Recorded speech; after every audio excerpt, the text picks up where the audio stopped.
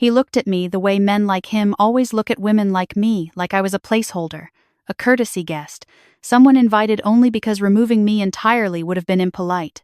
My brother's business partner stood at the center of that gleaming conference room, surrounded by venture capitalists and tech executives, and the particular breed of ambition that smells like cold brew coffee and contempt. And he pointed at my chair. "Could you grab us some more water from the back?" he said. "Not asked," said. He smiled while he did it. That smooth, practiced smile of a man who has never once doubted that every room he walks into belongs to him. He was so certain I would stand up quietly. So certain I would smile back and nod and disappear into the background where he had decided I belonged. I let the silence stretch. And then I answered him in a way that made 14 investors put down their phones. But let me start from the beginning. Let me tell you how I ended up sitting in that glass-walled room in downtown Austin, wearing a blazer my mother had called understated but appropriate, being treated like the help at my own brother's pitch event, and why, when I finally spoke, it was the last time anyone in that building underestimated me. My name is Claire.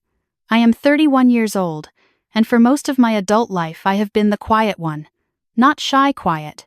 There is a difference that most people never bother to learn. I grew up the older sister in a house where my brother was the talker, the charmer, the one who filled every room with energy and ideas, and the particular brightness that some people are simply born carrying. I loved him for it. I still do. I just learned early that being the one who thinks, instead of performs, means spending a lot of time in the background. The morning of the pitch, I stood in the bathroom of my studio apartment in South Austin, staring at my reflection. The woman looking back at me was not impressive by the standards of the tech world. No designer glasses, no Patagonia vest, no curated LinkedIn aesthetic, just me, brown hair, minimal makeup, a blazer that had seen better days, dressed in the way my mother specifically requested for an event she had been talking about for 3 months. "This is the biggest night of your brother's life," she had said on the phone 2 nights before. Her voice stretched thin with the kind of nervous energy she had carried since my father passed. "Please, Claire, just be there. Don't make it about you." I had not said anything to that. There was nothing to say that would have been useful. My brother's startup was called Lattice. It was a B2B infrastructure company, the kind of thing that sounds deliberately unsexy until you understand what it actually does, at which point it becomes extraordinary. Lattice had developed a routing algorithm that reduced server load times for enterprise clients by an average of 63%.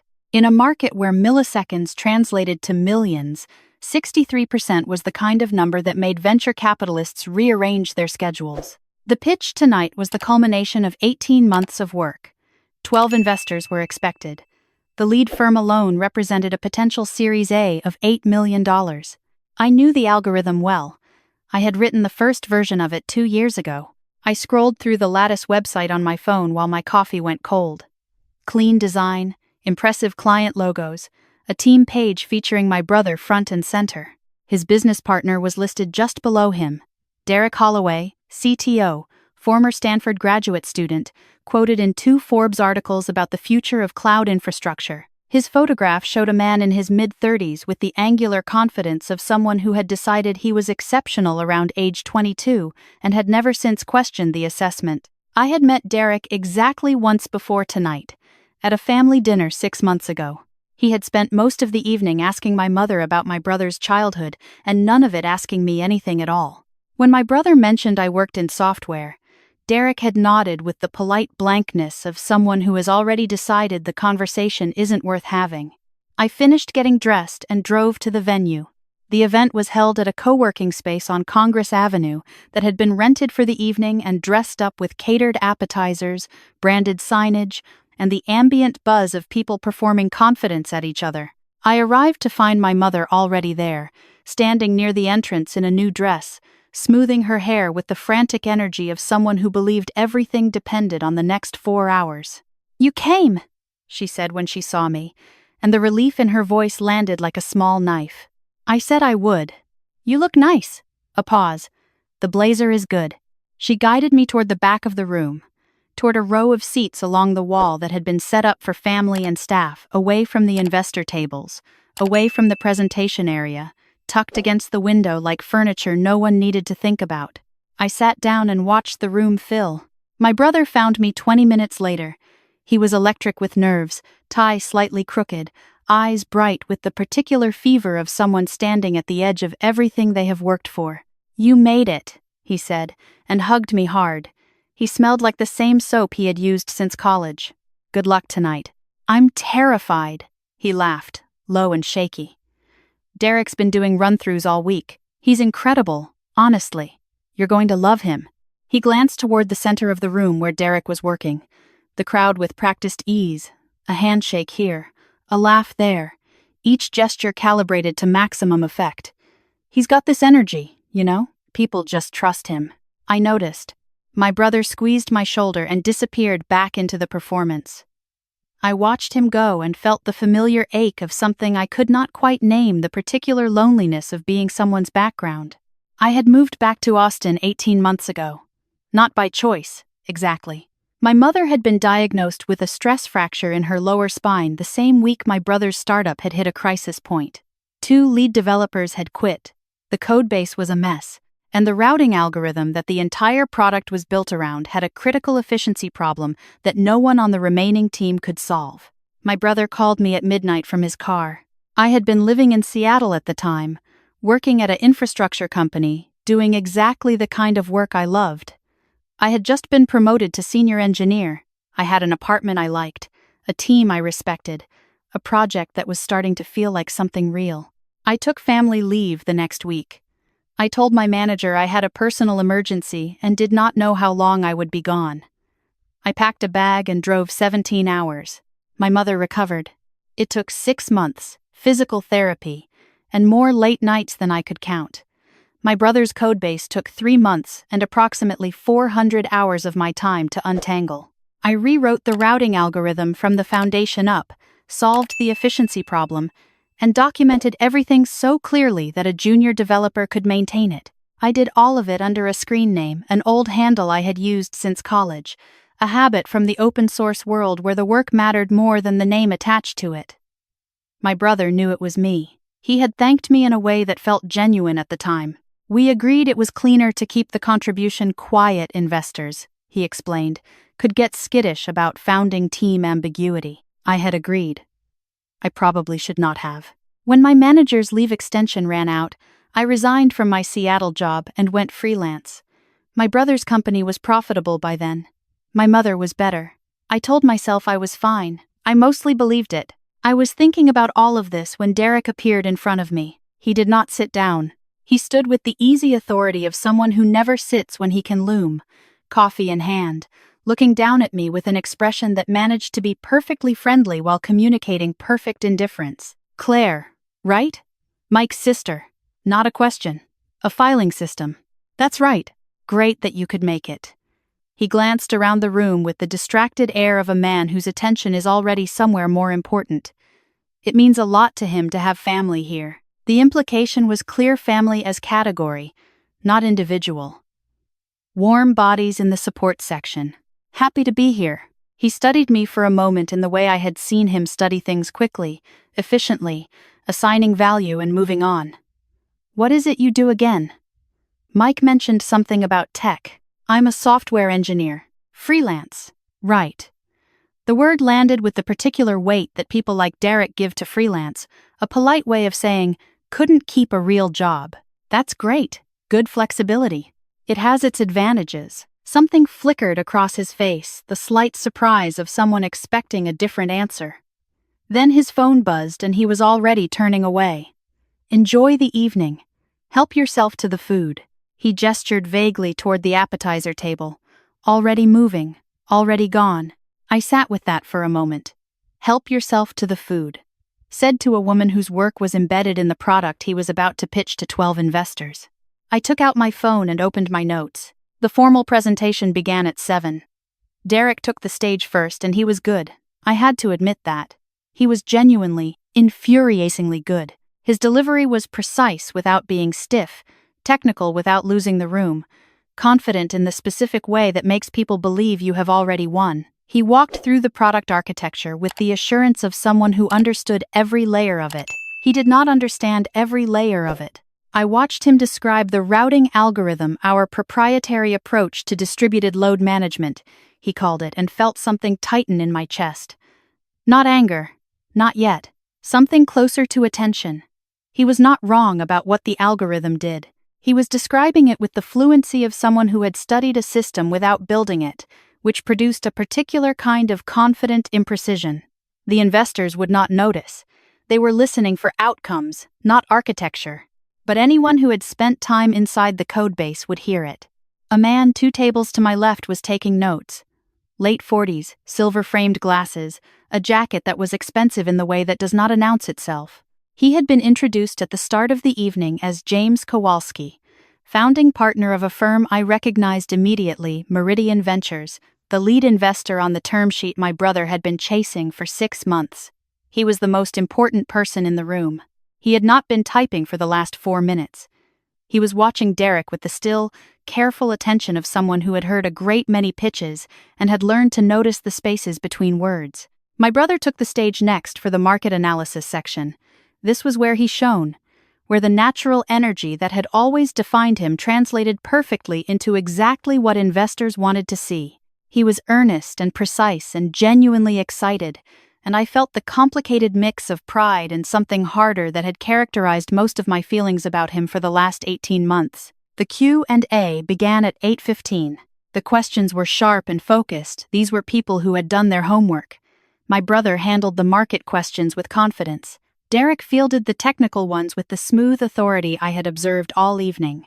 2 investors asked follow-up questions about the algorithm specifically, and Derek answered both with enough precision to satisfy people who were not engineers. James Kowalski had not asked a question yet. When he finally spoke, the room shifted in that particular way. Rooms shift when the most important person in them decides to become visible. "I want to go back to the routing architecture," he said.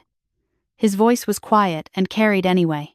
Specifically, the load balancing approach across distributed nodes. "Your documentation describes it as a novel solution to the classic thundering herd problem." He paused. "Can you walk me through the core logic of how the algorithm handles cache invalidation at scale?" Derek nodded with the confidence of a man who has never once publicly admitted he did not know something. And then he described the wrong mechanism. It was subtle. Someone without deep familiarity with the codebase would not have caught it. He described a caching strategy that was technically sound but was not how the actual system worked. It was the description of someone who had read the documentation and not the code. The difference mattered in a specific, consequential way that I could explain in approximately 90 seconds if given the opportunity. James Kowalski was quiet for a moment. Then he asked a follow-up question, more specific, drilling into the exact point where Derek's answer had been imprecise. Derek answered again, more confident this time, which made it worse. I looked down at my hands. I looked at my brother, who was watching Derek with the trusting focus of someone who has decided another person is the expert on something they built together. I looked at James Kowalski, who was now writing something in his notebook with the deliberate stillness of a man composing a polite rejection. And then Derek did the thing that made my decision for me. He turned to survey the room with the theatrical openness of someone inviting additional input, and his eyes found me, sitting against the wall. And something in his expression shifted. A calculation. And then he smiled. "We actually have a developer in the room tonight if anyone wants a more granular technical take," he said. His voice was light, amused, the tone of someone sharing a harmless joke with the room. "Mike's sister does some freelance work. Comes from a tech background." He gestured toward me with the particular casualness of someone pointing at a piece of furniture. Though I think what we've covered gives a pretty complete picture. It was dismissal dressed as inclusion. An introduction designed to diminish here is someone tangentially technical, irrelevant to our actual conversation, whom I will now use to signal my own generosity before we return to the adults in the room. 14 people looked at me. I felt the weight of their assumptions settle like a coat I had not asked to wear. The family member in the back row. The freelancer. The woman who does some work. The someone whose presence Derek had just defined so thoroughly that responding would look like protest. I knew this moment. I had been preparing for it, in one way or another, for 18 months. I just had not known it would arrive quite like this. I looked at James Kowalski. He was watching me with something different from the polite tolerance the rest of the room was offering. Something closer to curiosity. He had his pen in his hand, and he was not writing. I stood up. "Actually," I said, "I'd like to take a shot at that question." The room recalibrated. Derek's smile stayed in place but went still at the edges, the smile of a man who has heard an unexpected sound and has not yet decided what to do about it. I walked to the front of the room. Not quickly, not slowly. I had spent enough time in enough conference rooms to know that pace communicates more than content in the first 3 seconds. I looked at James Kowalski, and I spoke directly to his question. The algorithm's approach to cache invalidation at scale, I explained, was built around a modified version of a lease-based validation protocol, not the TTL expiration method Derek had described. The distinction mattered because the lease-based approach allowed the system to handle sudden traffic spikes without triggering cascade invalidations, which was precisely the thundering herd scenario his question had been targeting. The core logic involved 3 interconnected processes I could walk through in technical detail if that would be useful. Or I could focus on the specific failure modes the design was built to prevent. The room had gone quiet in a different way than it had been quiet before. James Kowalski put down his pen. "Walk me through the failure modes," he said. I did. I took approximately 4 minutes. I used language that was precise without being opaque, technical where precision required it and plain where it did not. I described the system the way someone describes a thing they built, not from the outside in, but from the foundation up. Every word came from memory because the architecture was mine, was in my hands, and my decisions in the original form had emerged from 4 months of work that I had done quietly and without credit in a spare bedroom in my mother's house. When I finished, the room was still. "How do you know the system this well?" James Kowalski asked. His voice was neutral and careful, the voice of someone who has already formed a hypothesis and is testing it. I had a choice in that moment. I could deflect. I worked closely with the team on some early development. I could minimize. Mike walked me through the architecture. I could do the comfortable, practiced, invisible woman thing I had been doing for most of my professional life. I thought about the 400 hours. I thought about Seattle. I thought about the midnight phone call and the 17-hour drive, and the 3 months in the code base while my mother was in physical therapy and my brother was in meetings, and I was alone with a problem no one else had been able to solve. "Because I wrote it," I said. The silence that followed was the particular silence of a room full of people revising everything they thought they knew. Derek laughed. It came out wrong, too loud, too quick.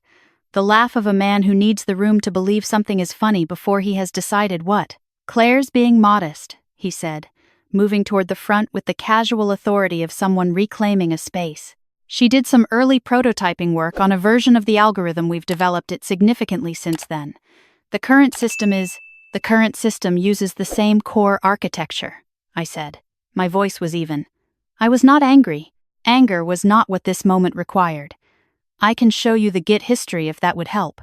The commit timestamps are in the repository. The documentation I wrote is still in the codebase. Mike kept my notation style."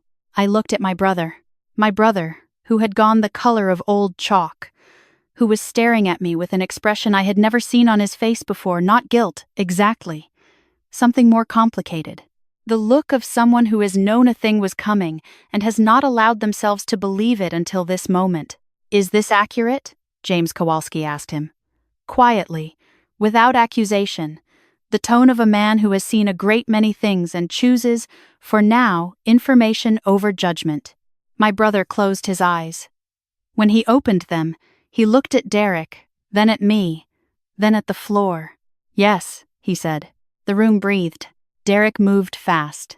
He was good at moving fast. It was one of the things that made him effective, and one of the things that made him dangerous. "I want to be clear about what happened here," he said, his voice shifting into the measured confidence of a man who has decided to manage a narrative. There was a contribution from a contractor early in the development process that was valuable but foundational, the kind of scaffolding work that any software project requires. What Lattice has built on top of that, the product architecture, the go-to-market, the client relationships, the entire scaffolding, I said. The word sat in the air between us. The original framework. The routing algorithm that you just spent 20 minutes presenting to this room as Lattice's proprietary competitive advantage. I was still not angry. I was something much colder and much more useful than angry. The thing James Kowalski's question was specifically about. That framework. Derek looked at me for the first time all evening with something approaching full attention. It was not a comfortable experience for either of us, but I suspected it was considerably less comfortable for him. "You're a contractor," he said. "The intellectual property agreement." "I'm a contractor who donated the work," I said. "I signed a contribution agreement, not an IP transfer." There's a difference, and if your legal team reviewed what I actually signed, they know it. I had reviewed what I actually signed approximately 2 months ago, when my brother had mentioned offhandedly that Derek was restructuring the company's IP documentation ahead of the Series A. I had pulled my copy of the agreement out of a folder where I had filed it without reading it carefully, because at the time I had trusted my brother and not imagined I would need to know the details. The contribution agreement I had signed gave Lattice a perpetual, irrevocable license to use the algorithm. It did not transfer ownership. It did not prevent me from disclosing my authorship. It did not, in any of its 22 pages, describe me as a contractor, because I had never been paid. James Kowalski was writing again. Derek turned to my brother and said something low and urgent that was meant for only him. My brother did not respond. He was looking at me with the expression of a man who has run out of words in the particular language this moment requires. My mother appeared at the edge of the room. She had been standing near the door, and I had not noticed her there until now. Her face was tight with the specific fear she wore when she believed something was about to cost us something. She caught my eye and gave me the small, urgent shake of her head that meant, "Please, not now, not here, not like this." I understood. I understood what it meant, and why she was asking, and what she was afraid of. I also understood, for the first time with complete clarity, that I had been answering that headshake my entire life. That the invisible woman shape I had grown to fit was not something done to me entirely from the outside. Part of it I had consented to, quietly, in 100 small moments of choosing peace over truth. I looked at my mother and I did not perform the small, reassuring smile she was waiting for. James Kowalski stood up. He was not a tall man, but he had the presence of someone who has made consequential decisions for long enough that it has changed the way he moves. He looked at Derek, then at my brother, then at me, and then back at the notebook in his hand where he had been writing for the last several minutes. "I'm going to ask a question," he said, and the room was completely still. "And I want an honest answer, not a managed one." He looked at me. "If I pull up the repository and trace the architecture back to its origin, what am I going to find?" "You're going to find commits from a username called CLR-dev going back 26 months, I said. "The initialization of the routing module, the cache validation logic, the load distribution framework, all of it, with commit messages in my notation style, which is in the current documentation, if you'd like to compare." "CLR," he said. "Claire Louise Riordan." James Kowalski nodded once, the nod of a man confirming what he already suspected. He looked at Derek with the calm, assessing expression of someone who has been in rooms like this before and knows exactly what he is looking at. "I've been in this business for 22 years, he said. "I've funded 43 companies. I've walked away from 11 deals at this exact stage after the dinner, after the presentation, after I thought we were heading toward a term sheet." He paused. "Do you know what all 11 had in common?" Derek said nothing. He was very still, the stillness of a man who has run out of moves and knows it. "There was something in the foundation that wasn't being described accurately," James said, not always maliciously. "Sometimes people simplify. Sometimes they convince themselves the simplification is true. But the foundation was never as solid as the pitch." He looked at my brother. "I want to be fair here, Mike. I've watched you this evening and I believe you are genuinely talented and I believe this product is genuinely valuable. But I cannot underwrite a cap table that misrepresents who built what. That's not a preference. That's a structural requirement." My brother sat down. He looked like a man who has been standing for a long time and has finally stopped pretending he isn't tired. Derek turned on me. The polish was gone now, stripped off by the last 10 minutes like paint in a fire. What was underneath was not a monster, Exactly, just a man who was frightened and accustomed to winning, and had not yet figured out what to do when those two things stopped being the same. "You came here to sabotage us," he said. His voice was flat and certain, the voice of someone constructing a narrative in real time. "You've been waiting for this. You have a problem with me, with the company, with the equity structure." "I came here because my brother asked me to," I said. "I sat in the back of the room for 2 hours. You invited me into this conversation. That was a courtesy that turned into a question I was able to answer more accurately than you were." I looked at him steadily. "Derek, I don't have a problem with you. I have a problem with the word scaffolding. I have a problem with being told to get the water. I have a problem with 26 months of work being described as early prototyping." I let a beat pass. "Other than that, we're fine." A sound moved through the room. Not laughter, something between laughter and recognition. I heard it and did not react to it. This was not a performance. James Kowalski picked up his jacket from the back of his chair. "I'm going to step out for a few minutes," he said. He looked at my brother. "Mike, I'd like to talk to your sister before I leave tonight. If she's willing." He looked at me. "If you're willing?" "Of course," I said. He nodded and walked toward the door. Several of the other investors stood as well, conversations resuming in the particular murmur of people who have witnessed something they are going to be talking about for a while. Derek looked at the room, then at my brother, then at something past both of us that I suspected was a future he had been counting on that was no longer arranged the way he had left it. My brother stood up slowly. He crossed the room to me and stopped a few feet away, and we looked at each other across the particular distance that accumulates between people who love each other and have not been honest. "I should have told them," he said. "I know that. You should have told them 18 months ago when you restructured the team documentation." He flinched. "Derek thought it would complicate things. The investors, the narrative," he said, "the origin story needed to be cleaner. And you agreed." I told myself it wasn't a big deal. He looked at the floor and then back at me. I told myself you understood, that it was a family thing, that we had an understanding, we had an assumption. I said, "That's different." He was quiet for a moment. Around us, the room was redistributing itself, conversations breaking into smaller clusters, the evening reconfiguring into something none of us had planned. "Are you going to?" He stopped, started again. "What are you going to do?" I thought about the answer. The real one, not the reassuring one. "I'm going to talk to James Kowalski," I said. "And then I'm going to go home and think about what I actually want, which is something I should have been doing 18 months ago instead of agreeing to be invisible." He looked like he wanted to say something and could not find the words in any language available to him. "I'm not doing this to hurt you," I said. "I need you to understand that. I'm not angry in that way, but I am not going to pretend anymore. I'm not going to sit in the back of the room and get the water and let my name disappear out of the thing I built." I looked at him steadily. "You know what I gave up for this family. You know what I gave up for you. I'm not asking you to feel guilty about it forever. I'm asking you to see it, clearly, once, so we can actually figure out what comes next." My brother's face did something complicated. He nodded once, then again, the nods of someone letting something in. My mother appeared at my elbow. She had not left the room, and up close I could see that her eyes were wet, and her expression had moved through several stages of fear, and had come out somewhere more complicated on the other side.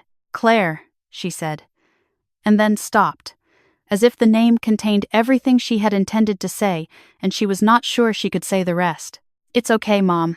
It's not I didn't know, I mean I knew you'd helped but I didn't understand how much." "I know you didn't." She took my hand. Her grip was tight in the way of someone holding on rather than pulling. James Kowalski was waiting near the window, alone, looking out at the street below with the patience of a man who has learned to let moments arrive in their own time. When I approached, he turned and offered his hand, and I shook it, the handshake of equals, I thought. Actual equals. "You handled that exceptionally well," he said. "I handled it the way I could handle it at the moment," I said. "I don't know if I'd call it exceptional. The part where you didn't destroy him when you had the chance," he said. "That was the exceptional part." He looked at me with the calm, assessing focus I had noticed across the room. "How long ago did you write the algorithm?" "First functional version was 26 months ago. Significant revision at month 8. The architecture in the current build is 90% what I submitted at month 12. And before Lattice, what were you working on? I told him. Briefly, accurately, without the performed modesty that I had been using for most of the evening. The Seattle job, the work I had been doing, what it had involved, where I had been going before the phone call and the 17-hour drive. He listened in the particular way that people in his position have usually stopped listening fully, without his attention divided by his phone or his next sentence. When I finished, he was quiet for a moment. "I'm still interested in the algorithm," he said. "I'm not interested in funding a company where the person who built the foundation is sitting in the back of the room." He looked at me directly. "I'd like to understand what you actually want, not what's polite or practical or convenient for your brother's company. What you want." I thought about the question, the real version of the question. What I wanted was not simple, and was not small, and was not something I had allowed myself to state clearly for 18 months. "I want my name on what I built," I said. "I want credit that matches contribution. I want to be involved in the technical direction of the product in a real way, not a courtesy way." I paused. "And I want to get back to the work itself, not the performance of the work, the actual work." James Kowalski nodded slowly. "Those seem like reasonable things," he said. 3 months later, I sat at a desk in an office that still surprised me every morning. The kind of surprise that is not quite disbelief but is something close to it. The feeling of a person who has been in the dark for long enough that light requires some adjustment. Meridian's offer had not come the way I expected. It had not come as a rescue. James Kowalski was not in the business of rescuing people. He was precise about that. It had come as a restructuring. Lattice, reformatted with an updated founding team that reflected what had actually happened, with proper equity distribution and a technical advisory role that reported to the board rather than to Derek. Derek had not taken this well. He had taken it, eventually, because the alternative was James walking away entirely, which was the alternative neither he nor my brother could afford. My brother and I had spent 4 long evenings in his kitchen going through 18 months of assumptions and silences and the specific kind of closeness that exists between siblings who love each other and have not been honest. It was hard. It was not finished. It was happening. My mother called me every Sunday now, not to remind me of the schedule or manage my behavior at upcoming events, just to talk. She had taken a watercolor class. She had opinions about it. I liked hearing her opinions. I opened the codebase on my screen, and the familiarity of it was still, even now, a kind of pleasure, the pleasure of work that is actually yours, that carries your decisions and your logic, and the particular shape of the way your mind moves through a problem. My phone buzzed. A text from my brother. "Investor call went well. They loved the updated technical deck. You should know that." I looked at it for a moment. "Good," I typed back. "Tell me the part they loved most." His response came back in under a minute. Enthusiastic and detailed and exactly like him, bright and loud and filling the room even through a text message. I read it and felt the particular complicated warmth of a thing that has been broken and is being carefully, imperfectly reassembled. I set the phone down and turned back to the screen. There was a problem in the third layer cache logic that I had been thinking about for 2 days. A theoretical inefficiency that would not surface under current traffic loads, but would matter significantly at scale. I had 3 possible approaches to solving it, and had been mentally running tests on each one since Tuesday. I opened a new branch in the repository. I set the commit author to my name. My full name, spelled out completely, the way it had always been spelled in the timestamps going back 26 months that had been sitting in the history quietly, patient, waiting to be found. I started typing. The work felt like coming back to something I had never actually left, like walking into a room and understanding, finally, that it had always been mine, and that was enough. More than enough. It was, in fact, everything.